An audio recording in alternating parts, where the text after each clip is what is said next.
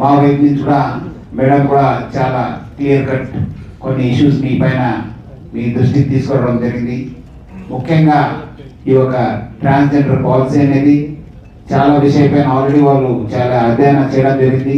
ముఖ్యంగా మనకు సెన్సస్ కావచ్చు, అదేవిధంగా ఎడ్యుకేషన్ కావచ్చు, దానిపైన కూడా వాళ్ళు ఆల్రెడీ మనము కొంత రీసెర్చ్ కానీ కొంత సర్వే కూడా చేయడం జరుగుతుంది. మీరందరూ కూడా బయట వాళ్ళు వచ్చి చేస్తున్నారు. బయట వచ్చిన వాళ్ళు అంత తొందరగా వాళ్ళకి తెలుగు రాదు, ఎందుకంటే మనం కూడా పోయినప్పుడు చూస్తున్నాను. పీపుల్ ఆర్ కంప్లైనింగ్, తెలిసిన వాళ్ళు ఇదంతా చేస్తున్నారు అనేది నేను చెప్తున్నాను. మీరు మానుకోకపోతే చాలా అంటే చాలా కష్టపడాల్సి వస్తుంది, చాలా ఇబ్బంది పడతారు వాళ్ళు. ఎందుకంటే ఇప్పుడు అమ్మ చెప్పినట్లు వేరే వాళ్ళు చెప్పినట్లు ఏదో వాళ్ళు ప్రేమంతోనే ఇస్తేనే తీసుకోవాలి, కానీ మీరు పోయి వాళ్ళ దగ్గర దౌర్జన్యం వాళ్ళు మళ్ళీ వాళ్ళ ఇంటి ముందు మార్చడము.